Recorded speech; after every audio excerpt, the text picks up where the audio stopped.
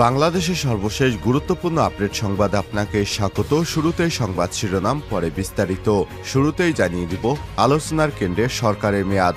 Doctor Mohammad ইউনূসের নেতৃত্বাধীন অন্তর্বর্তীকালীন সরকারের 1 মাস পূর্ণ হয়েছে আজ। 53 বছরের বাংলাদেশের ইতিহাসে ভিন্ন এক প্রেক্ষাপট তৈরি হয় গত মাসে 8 আগস্ট। রাষ্ট্র সংস্কারের অনিবার্য প্রয়োজনে যাত্রা শুরু করে ইউনূস সরকার।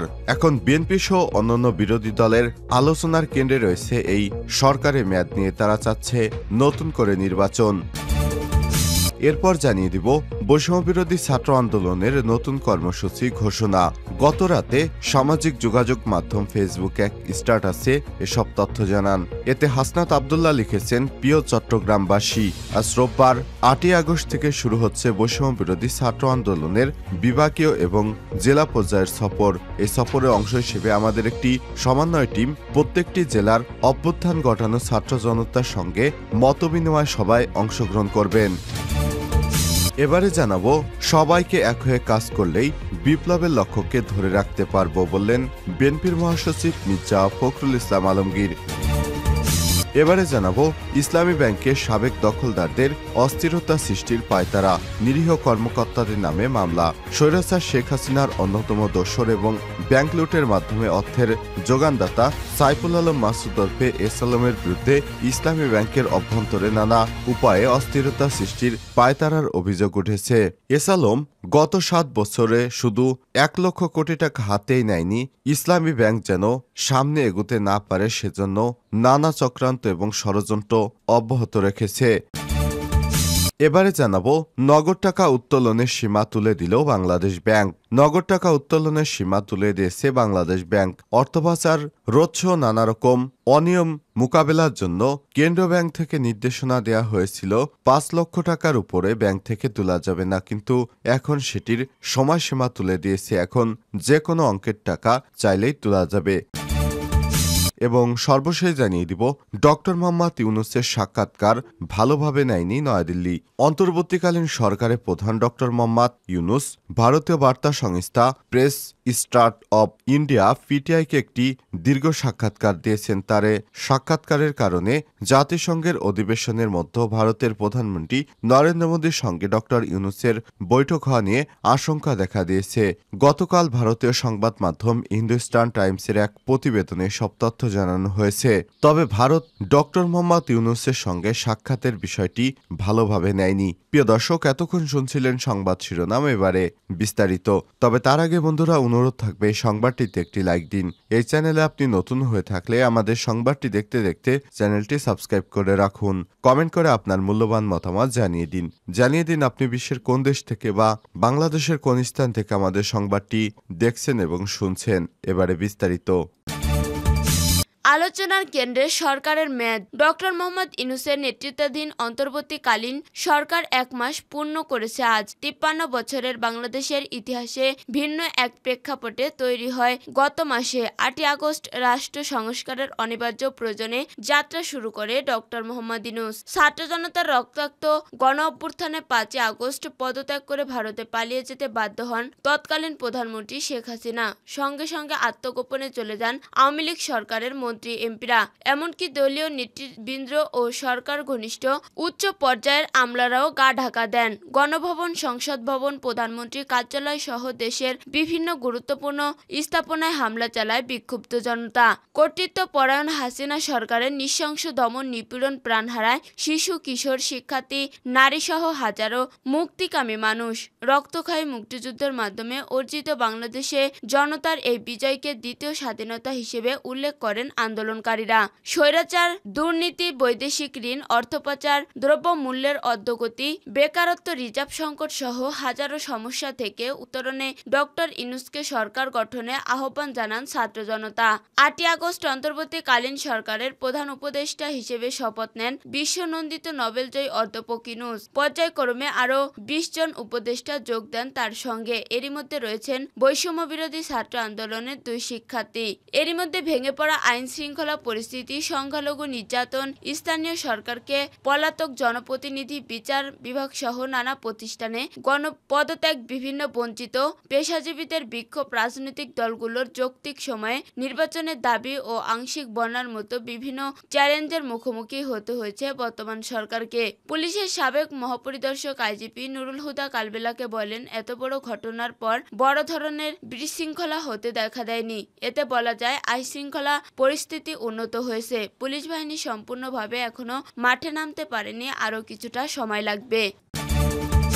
বৈষম্য বিরোধী ছাত্র আন্দোলনের নতুন কর্মসূচি ঘোষণা করেছে বৈষম্য বিরোধী ছাত্র আন্দোলন। এ কর্মসূচির বিষয়টি জানিয়েছেন অন্যতম সমন্বয়ক হাসনাত আবদুল্লাহ। শনিবার 7 সেপ্টেম্বর রাতে সামাজিক যোগাযোগ মাধ্যম ফেসবুকে এক স্ট্যাটাসে তিনি এ তথ্য জানান। হাসনাত আবদুল্লাহ লিখেছেন, প্রিয় চট্টগ্রামবাসী, আজ 8 আগস্ট থেকে শুরু হচ্ছে বৈষম্য বিরোধী ছাত্র আন্দোলনের বিভাগীয় ও জেলা পর্যায়ের সফর।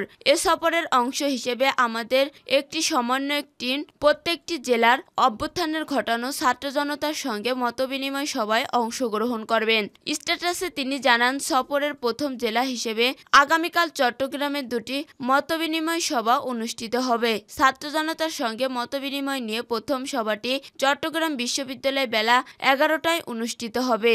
একই দিনে ছাত্র জনতার সঙ্গে মতবিনিময় নিয়ে দ্বিতীয় সভাটি চট্টগ্রামের ঐতিহাসিক লালদিঘির ময়দানে বিকাল 3টায় অনুষ্ঠিত হবে। তিনি আরও লিখেছেন, রক্তের বন্ধনে আবদ্ধ ছাত্র জনতার সঙ্গে আগামীকাল দেখা হবে ইনশাল্লাহ।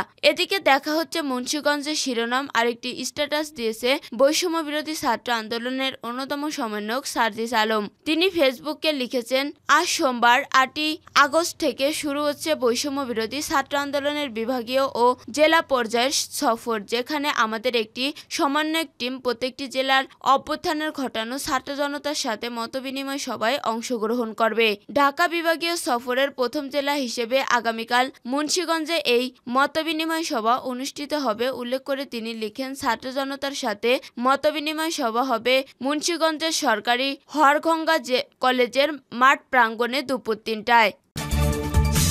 সবাই এক হয়ে কাজ করলেই বিপ্লবের লক্ষ্যকে ধরে রাখতে পারব, বলেন মির্জা ফখরুল। বিপ্লব পরবর্তী সময় দেশে একটা ক্লান্তি কাল যাচ্ছে মন্তব্য করে বিএনপির মহাসচিব মির্জা ফখরুল ইসলাম আলমগীর বলেছেন, আমরা সবাই যদি এক হয়ে কাজ করতে পারি তাহলে বিপ্লবের যে লক্ষ্য সেটিকে আমরা ধরে রাখতে পারব। শনিবার রাতে সিঙ্গাপুর থেকে চিকিৎসা শেষে দেশে ফিরে শাহজালাল বিমানবন্দরে সাংবাদিকদের প্রশ্নের জবাবে এসব কথা বলেন মহাসচিব। বিএনপি নেতাদের বিরুদ্ধে চাঁদাবাজির অভিযোগের বিষয়ে ফখরুল বলেন, ঘটনার চেয়ে অপপ্রচার বেশি হচ্ছে। মির্জা ফখরুল বলেন, চিকিৎসা নিতে আমি সহ আমার সহধর্মিণী গিয়েছিলাম সিঙ্গাপুরে। ছাত্র জনতার বিপ্লবের পরে অন্তর্বর্তীকালীন সরকার দেখিয়েছে অল্প সময়ে ভালোই করেছে, সমস্যাগুলো সমাধানের চেষ্টা করছেন অনেকে।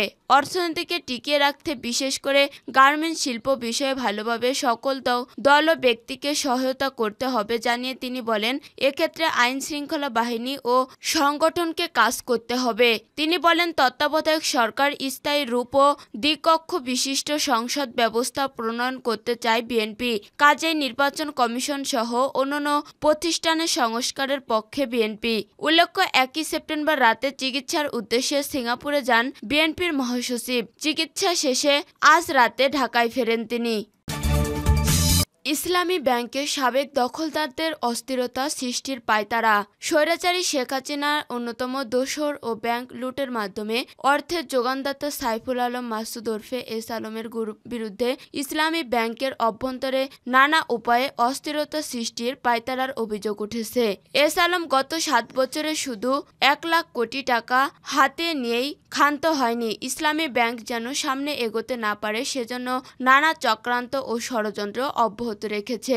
ব্যাংকটি থেকে টাকা বের করে নেয়ার তার অন্যতম সহযোগী পিএস আকিজউদ্দিন, মিফতাউদ্দিন ও জেকিউম হাবিবুল্লাহদের পিছনে যারা হাঁটতেন বা তোষামতি করতেন এমন কর্মকর্তা এখন নানাভাবে তদবির করে গুরুত্বপূর্ণ চেয়ারে বসছেন বলে অভিযোগ উঠেছে। বিপরীতে দীর্ঘদিন যারা এস আলমের টাকা বের করার বিরুদ্ধে অবস্থান নিতেন তাদেরকে নানাভাবে হয়রানির শিকার হতে হচ্ছে। শুধু তাই নয়, এস আলম সন্ত্রাসী গ্রুপকে লেলিয়ে দিয়ে ইসলামী ব্যাংকের 5 জন কর্মকর্তাকে গুলি করে আহত করার ছবি সব ধরনের মিডিয়ায় প্রকাশিত হলেও ওই ঘটনায় এখন নিরীহ কিছু কর্মকর্তাকে জড়িয়ে মামলা দেওয়া হয়েছে।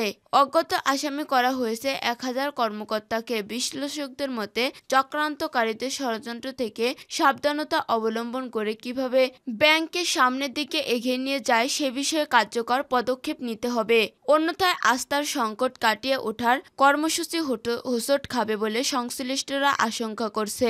Bangladesh bank governor doctor Ahsan H Mansur নানা সময় বলে আসছেন, ইসলামী ব্যাংকগুলো থেকে যে পরিমাণ অর্থ লুট করে পাচার করা হয়েছে পৃথিবীর আর কোথাও এমন ঘটেনি। তিনি বলেছেন, যারাই অর্থ লুট করেছে তাদের কাউকে ছাড় দেওয়া হবে না। আর এর জন্য তিনি ইসলামী ব্যাংকগুলোকে এসালম মুক্ত করার উদ্যোগ নিয়েছেন। ইতিমধ্যে এসালম দখলে থাকা সবগুলো ব্যাংকের পর্ষদ ভেঙে দিয়ে নতুন পর্ষদ গঠন করে দিয়েছে। স্বল্প সময়ের জন্য নতুন পর্ষদ গঠন করা হয়েছে। তিনি সবাইকে ধৈর্য ধরার অনুরোধ করছেন। কেন্দ্রীয় ব্যাংক থেকে সব ধরনের সহযোগিতারও আশ্বাস দেওয়া হয়েছে।